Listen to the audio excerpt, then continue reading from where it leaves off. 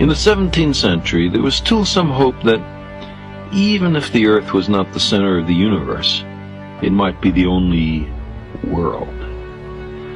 But Galileo's telescope revealed that the moon and the planets showed unmistakably that they had as much claim to being worlds as the Earth does, with mountains, craters, atmospheres, polar ice caps, clouds.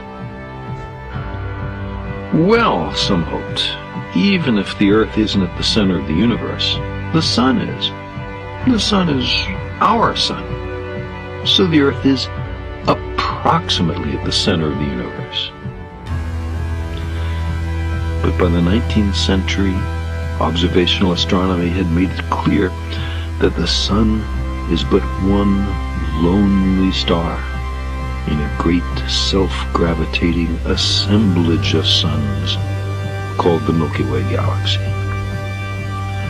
Well, our Milky Way is the only galaxy.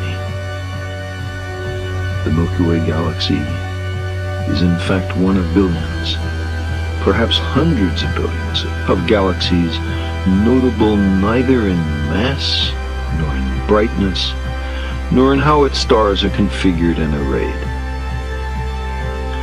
Well then, at least our galaxy is at the center of the universe. Nope, this is wrong too.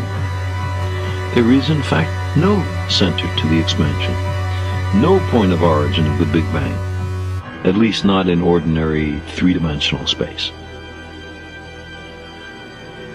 Well, even if there are hundreds of billions of galaxies, each with hundreds of billions of stars, no other star has planets. Today, we have firm evidence for at least 3 planets orbiting an extremely dense star, the pulsar designated B1257+12, and we found for more than half the stars with masses like the Sun's that early in their careers they're surrounded by great disks of gas and dust, out of which planets seem to form. Other planetary systems now look to be a cosmic commonplace. Well, if our position in space doesn't reveal our special role, our position in time does. We've been in the universe since the beginning, give or take a few days. We've been given special responsibilities by the Creator. As for humans, we're latecomers. We appear in the last instant of cosmic time. The history of the universe till now was 99.998% over before our species arrived on the scene. In that vast sweep of eons, we could not have assumed any special responsibilities for our planet, or life, or anything else. We were not here. Well, even if our position, our epoch, our motion, and our world are not unique, maybe we are. We're different from the other animals.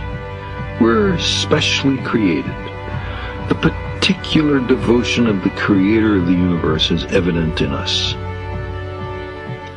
This position was passionately defended on religious and other grounds.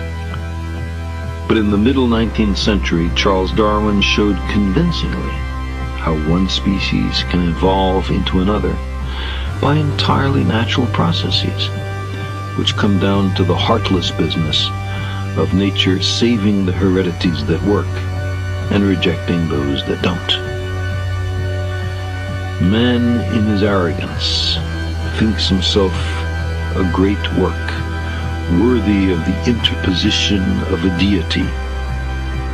Darwin wrote telegraphically in his notebook, "More humble, and I think truer, to consider him created from animals." Close quote.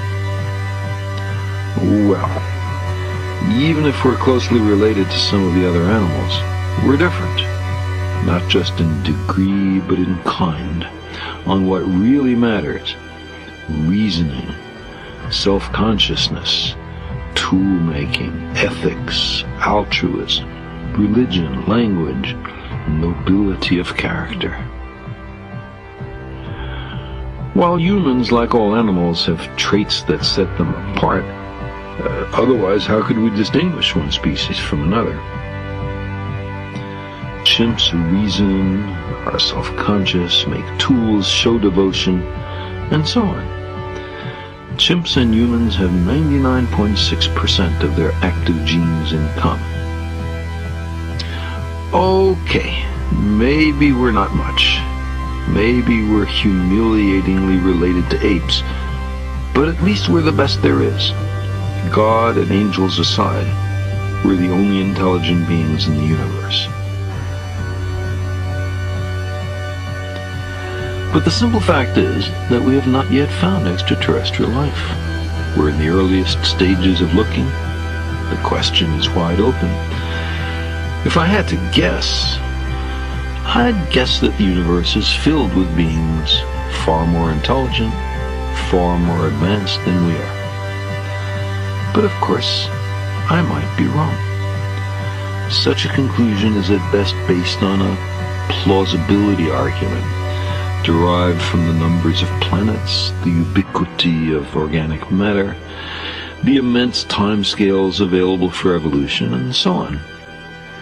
Extraterrestrial life aside, if self-congratulatory pretensions to centrality have now retreated to such bastions impervious to experiment, then I'd say that the sequence of scientific battles with human chauvinism seem to have been, at least largely, won.